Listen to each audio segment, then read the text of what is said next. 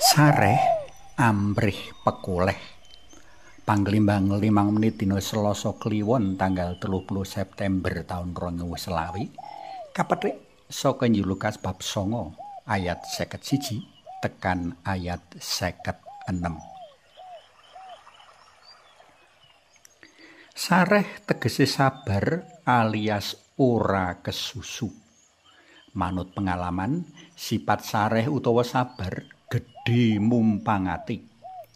Rikala wong sareh pikirane dadi wening, tetembungane langsam, dene tumindake dadi wicaksana. Kanthi tumindak wicaksana, wong ora ngalami pituna lan ora gawe pitunane liyan.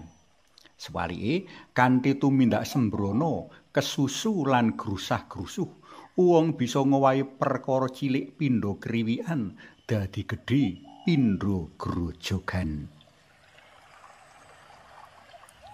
Sifat lan sikap sareh katuduhake Gusti Yesus sing waosan dina iki. Rikala rombongan dalem kang bakal tumuju menyang Yerusalem kaalang-alangi lumebu kutha Samaria, panjenengane ora kebrangas, panjenengane ora kesusu. Pangandika dalem tetep langsam, manah dalem tetep adem sarta tetep anteng. Pikiran dalem kang wening ndadekake Gusti Yesus wicaksana ngadepi wong-wong Samaria mau. Gusti Yesus maklum marang sikape wong-wong Samaria kang kaya mengkono, jer panjenengane sak rombongan ana jroning andon laku tumuju menyang Yerusalem. Dene tumrap wong Samaria, Yerusalem ana papane mungsuh bebuyutan, wong-wong Yahudi kang asring ngina lan ngasorake derajate wong Samaria. Kanthi pemahaman kaya mengkono mau, Gusti Yesus ora kersa gawe perkara karo wong Samaria. Panjenengane ngajak para penderek dalem sak rombongan nyimpang dalan.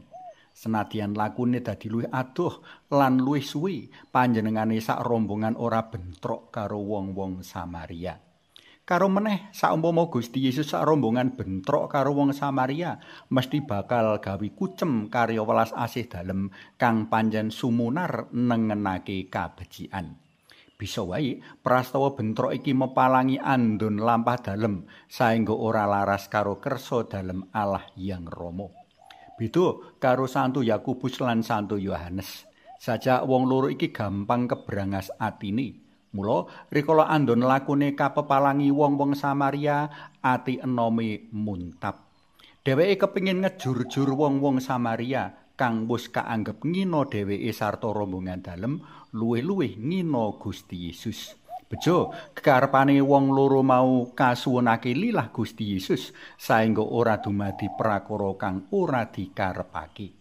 Santo Yohanes lan Santo Yakobus nuhuni dawuh dalem Gusti. Gusti Yesus sak rombongan nerusake laku tumuju Yerusalem kanthi kepenak lan prayoga. Para tresna pelem kinasih, saka waosan dina iki kita kaelingake kanggo tetep sareh, sabar lan ana jroning pangendalen diri ngadepi prakara apa wae, luwih-luwih prakara kang kaya-kaya napuk rai lan gawe umuping getih. Prayoga tetep sareh, sabar lan jroning ana pangendalen diri, amrih kahanan tetep becik sarta ora nuwuhake prakara kang nimbulake kerugian gedhe, kang gawe gendro, gawe pituna. Suwawi sami munjuk, kunjung asma dalem Yang Rama sa Yang Putra tuwin Yang Roh Suci. Amin. Gusti Yesus kawula munjuk sembah nuwun awit tulodo sifat sareh ingkang saged ngalisaken kawula saking maneka warni perkawis ingkang boten perlu. Mugi kasabaran lan kasarean tansah dados ugeman kawula ing salebeting ngadepi maneka werni perkawis. Panjenengan kawula puji laluhuraken sareng Yang Rama lan Yang Roh Suci sakmenika sarta ing saklami-laminipun. Amin. Kunjung asma dalem Yang Rama sa Yang Putra tuwin Yang Roh Suci. Amin.